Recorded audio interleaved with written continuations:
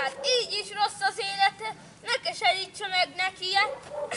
Úgy halljam meg, hogy még egyszer bántja Iluskát, oda megyek a házába és felgyújtom, és megkapja a magáét. Hol a nyájam? Jaj, hadd számoljam. 1, 2, 3, 4. ne számoljuk, Kendurom. Nincs meg abból az összes. A felét elvesztettem. Te most viccelsz velem, Jancsi? Ez nem viccel. Etettelek, itattalak, szállást adtam. Ezt kapom cserébe tőled, és menj a házam csorára.